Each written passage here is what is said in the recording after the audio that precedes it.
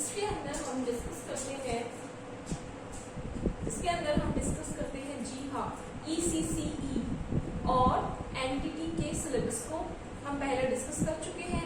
आज हम इसकी यूनिट 1 के जो रिमेनिंग पार्ट्स हैं वो पढ़ेंगे। मेरे पास में कुछ मेल्स आए थे रिगार्डिंग कि आप मैम डेट मेंशन किया कीजिए। तो जी हाँ, आज 24 अप्रैल 2022 है और ये इसी साल की बात है। सो आपके जो भी क्वेरीज होते हैं, जो भी क्वेश्चंस होते हैं, you can mail me at cherrysahel95@gmail.com या आप मुझे मेरे यूट्यूब चैनल दैट इज जो है स्टडी विदाउट स्पेस JASS पे भी आप कमेंट करके मुझे बता सकते हैं। जो भी आपके फीडबैक होंगे वो काफी वैल्यूएबल होंगे। और आज का सेशन, जी हाँ, आज का सेशन शुरू करने से पहले मैं आपको एक बात बता देना चाहूंगी। आज संडे है और संडे के न्यूज़पेपर के अंदर, दैनिक भास्कर के अंदर बहुत सारे टीचर्स के रिक्वायरमेंट आए हैं। मतलब टीचर्स के लिए मैं पेपर इसीलिए आज लेकर के आई हूँ आप लोगों को पढ़ करके सुनाने के लिए कि एनटीटी की इम्पोर्टेंस क्या है। एनटीटी की इम्पोर्टेंस इसलिए है क्योंकि मैं स्कूल का नाम नहीं लूंगी यहाँ पे। जितने भी जो कॉलम आता है एडवर्टीजमेंट का, जिसके अंदर स्कूल्स के विज्ञापन आते हैं, उनके अंदर साफ साफ लिखा हुआ है कि एनटीटी के टीचर चाहिए उनको फीमेल 5। तो इससे हम क्या समझेंगे एनटीटी क्या है। अब जिसको ये इसकी फुल फॉर्म ही नहीं पता, नर्सरी टीचर्स ट्रेनिंग प्रोग्राम है ये, जिसको इसकी फुल फॉर्म ही नहीं पता, जो ये ही नहीं जानता एनटीटी क्या है, ये उसके लिए तो फिर ये चीज गोल हो गई। जैसे हमें पता है कि सीक्वेंस होती है, 2 मिनट लूंगी आपके इसको एक्सप्लेन करने के लिए। जैसे होता है सबसे पहले, सबसे सीनियर टीचर होता है PGT, post graduate teacher, then TGT होता है, उसके बाद में पीआरटी होता है, उसके बाद में हमारा ये जो एनटीटी टीचर है, या जिसको हम बोलते हैं नर्सरी टीचर्स ट्रेनिंग प्रोग्राम, ये इसके अंदर आता है। तो यहाँ हम इस वीडियो में इसको डिस्कस कर रहे हैं, एनटीटी को डिस्कस कर रहे हैं। समझेंगे हम कि एनटीटी की पहले हम यूनिट्स डिस्कस कर चुके हैं। आज हम यूनिट 1 का 3rd क्वेश्चन करने जा रहे हैं और इस वीडियो में मैं आपको ये वाली जो पुस्तक है, this book, I am completing this whole book in YouTube while taking the sessions. तो देख लीजिए आप एक बार। हम इस बुक की क्वेश्चन 2nd डिस्कस कर चुके थे। आज हम इसमें 3rd क्वेश्चन डिस्कस करेंगे। जिन लोगों के पास में ये बुक्स हैं, सपोज जिन लोगों ने एनरोल कर लिया है अभी तक एनटीटी प्रोग्राम के अंदर, तो वो लोग इस बुक को, जिनके पास में भी अवेलेबल है, जस्ट अंडरलाइन कीजिए। आपको कुछ राइट नहीं करना है, because I am here to teach you everything. मैं यहाँ खड़ी हूँ आपको सभी चीजें बताने के लिए, तो लिखने की आपको जरूरत ही नहीं है। और लगता है कि बहुत ज्यादा जरूरत है, जिनके पास अभी ये वाली बुक्स नहीं है, तो वो लोग क्या कर सकते हैं कि अपना क्या कह सकते हैं हम, ये बुक ले सकते हैं, या तो बुक परचेज कर सकते हैं, या फिर जिनके पास में ये बुक नहीं है वो हैंड रिटन नोट्स भी बना सकते हैं। आप 2 चीजें कर सकते हैं, या तो आपके पास ये बुक है तो आप इसी में मार्क कर सकते हैं जस्ट लाइक मैंने किया हुआ है, या आप हाईलाइट कर सकते हैं जस्ट लाइक मैंने किया हुआ है। जिन जो चीजें इंपॉर्टेंट है, जैसे हम बुक पढ़ते हैं खुद के लिए, वैसे ही इसमें भी सेम थिंग आपको करना है। फैन ऑफ इसलिए कर दिया था कि आपको प्रॉपर मेरी वॉइस आ सके। एनटीटी के अंदर हम ऑलरेडी जो सबसे मेन इंपॉर्टेंट यूनिट थी, मेथड्स की, वो हम कंप्लीट कर चुके हैं। आज हम यूनिट 1 का, जहां लास्ट में मैंने छोड़ा था, उसके आगे से कंटिन्यू करने जा रहे हैं। उससे पहले मैं आपको 2 चीजें बता देती हूँ। जिनके पास में बुक नहीं है वो शॉर्ट नोट्स बनाने शुरू कर दीजिए, ठीक है। और जिनके पास बुक है they can use the book. आप लोग बुक को यूज कीजिए, उसको अंडरलाइन कीजिए या उसी में मार्किंग कीजिए कि क्या सही है या कौन कौन सी लाइन से क्वेश्चंस आते हैं, ठीक है।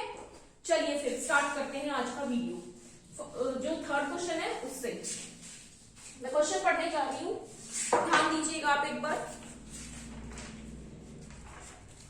What are the different study study methods of studying child psychology, मतलब चाइल्ड साइकोलॉजी पढ़ने के और क्या क्या तरीके हो सकते हैं या और क्या क्या मेथड हो सकते हैं। आज की वीडियो में हम मेथड्स को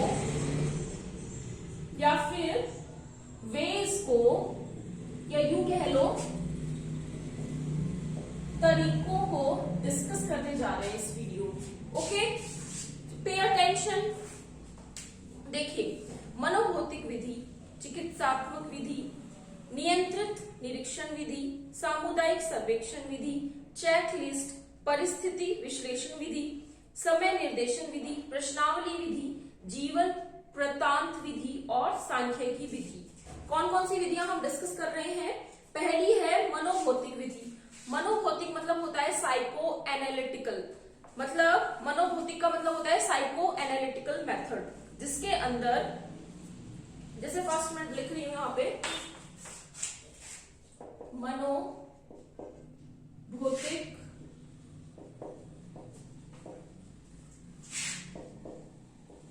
विधि, दूसरा है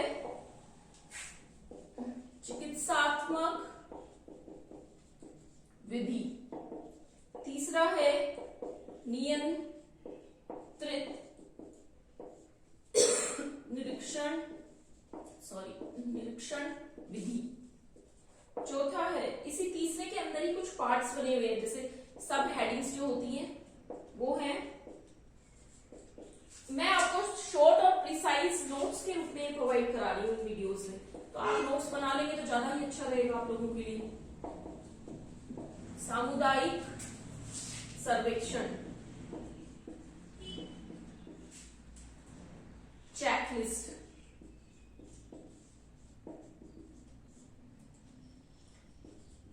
परिस्थिति विश्लेषण,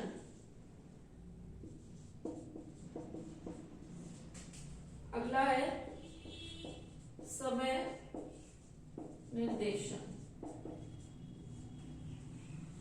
ठीक है, फोर्थ है प्रश्नावली विधि।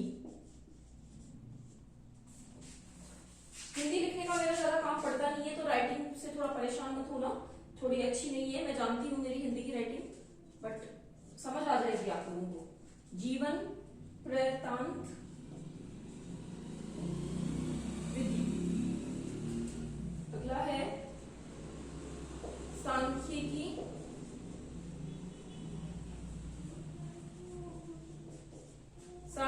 विधि। ठीक है, चलिए फिर देखते हैं इनको एक एक को क्या है। देखें, इनमें हमें नाम से ही पता चल रहा है, मनोभौतिक विधि यानी कि साइको एनालिटिकल मेथड। इसके अंदर हम साइकोलॉजिकल वे से डील करेंगे। चिकित्सात्मक मतलब इसमें हम परामर्श लेंगे, चिकित्सक की मदद लेंगे। नियंत्रित निरीक्षण, ध्यान दे करके। अब नियंत्रित मतलब एक तरह से आप किसको ध्यान देंगे, किन पर ध्यान देंगे?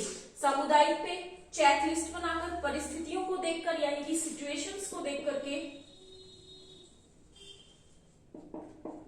समय निर्देश यानी कि टाइम ड्यूरेशन में आप इंस्ट्रक्शंस दे करके, और प्रश्नावली विधि यानी कि क्वेश्चनिंग मेथड, आप सवाल पूछ करके क्वेश्चंस और उनके आंसर के हिसाब से आप डिटेक्ट करेंगे कि क्या बात इसके अंदर कही जा रही है, क्या कहना चाह रहा है बच्चा, या उसके बारे में डिस्कस करेंगे। ये this is all about what, हम किसके बारे में पढ़ रहे हैं? सारा का सारा चाइल्ड साइकोलॉजी के बारे में पढ़ रहे हैं।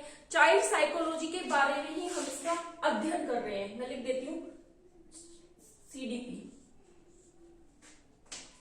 Child development psychology. CDP मतलब चाइल्ड डेवलपमेंट साइकोलॉजी। ठीक है, प्रश्नावली विधि हो गया। जीवन वृत्तांत विधि मतलब उसकी केस स्टडी मेथड,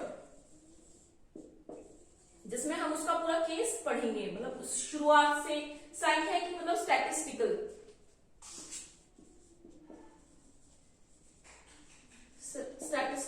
मेथड, तो ये हम इसमें डिस्कस करते हैं। चलिए मैं वन बाय वन रीड करती हूँ, जैसा कि मैंने आपसे प्रॉमिस किया है, तो मैं सारी लाइन टू लाइन रीड करूंगी। ध्यान से सुनिएगा आप लोग। मनोभौतिक विधि, बाल मनोविज्ञान का अध्ययन करने के लिए मनोवैज्ञानिकों ने विधियों के वर्णन का विकास किया है। इन विधियों से जो परिणाम प्राप्त होते हैं उन्हें विश्वसनीय तथा वैध कहा जाता है।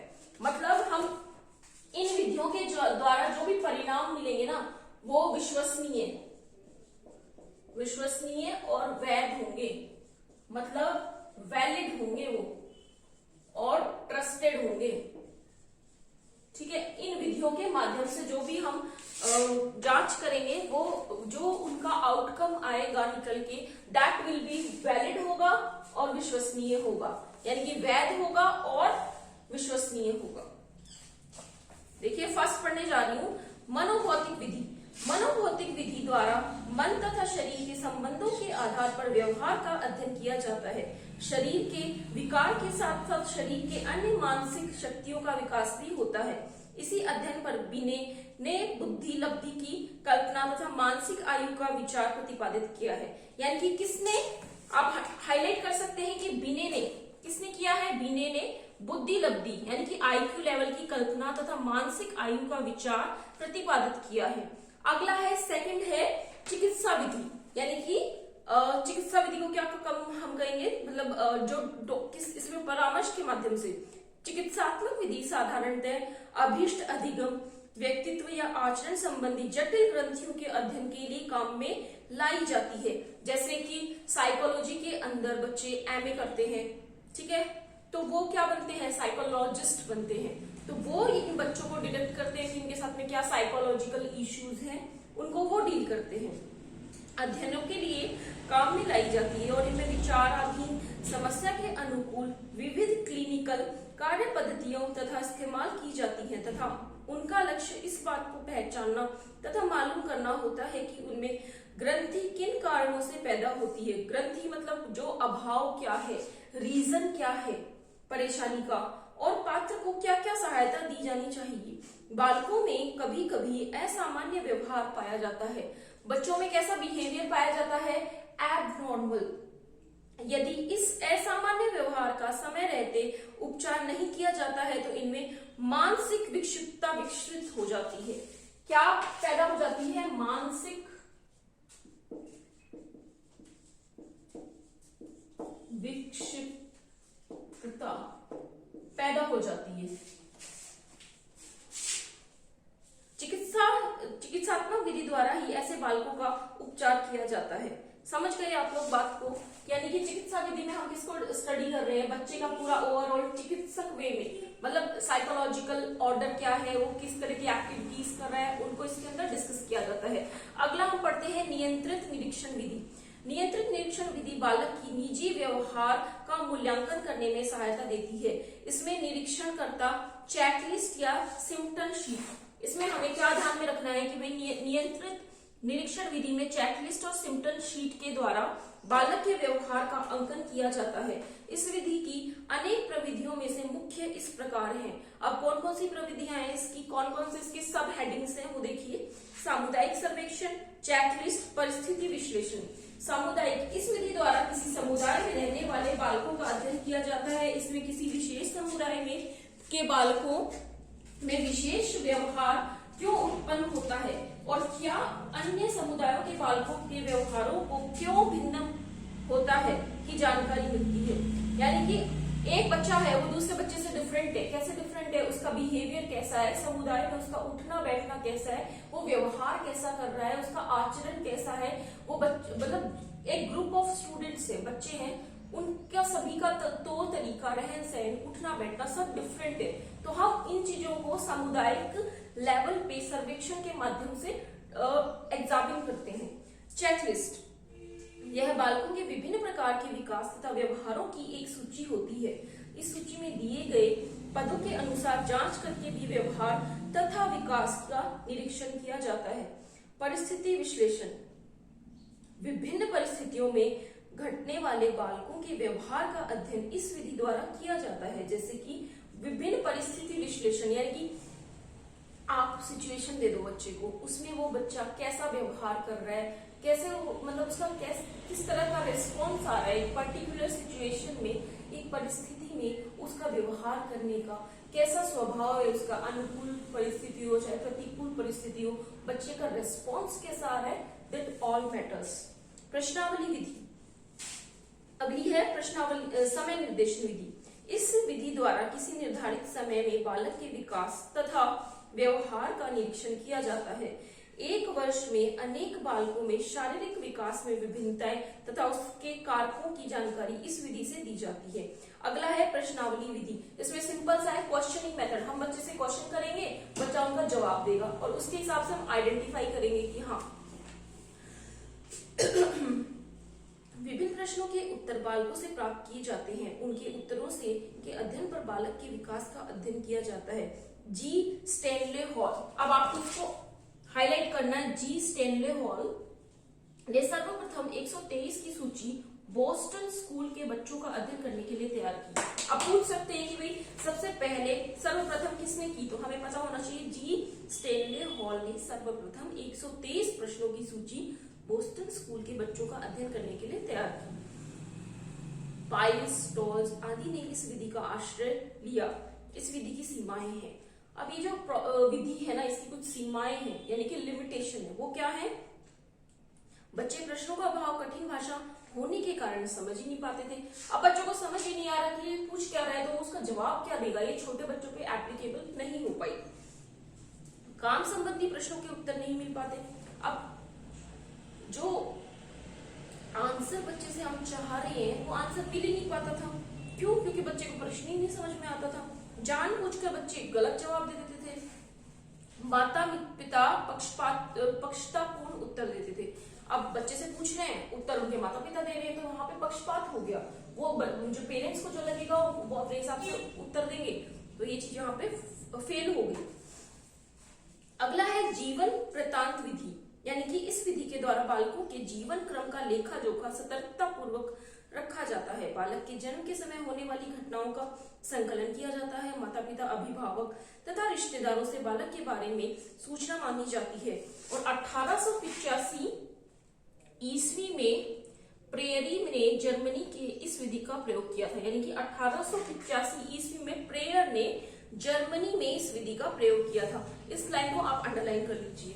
सांख्यिकी विधि यानी कि स्टैटिस्टिकल मेथड, स्टैटिक्स से रिलेटेड है ये, से आंकड़ों का विश्लेषण किया जाता है यानी कि डेटा का, ठीक है, तथा परिणामों की विश्वसनीयता तथा वैधता की पहचान की जाती है। तो ये हमारा एक क्वेश्चन पूरा हो गया। नेक्स्ट वीडियो में मिलते हैं, हम 4th क्वेश्चन डिस्कस करेंगे। Till then bye bye, take care everyone, hope you are understanding. और जो भी आपके सुझाव हो, you can direct message me.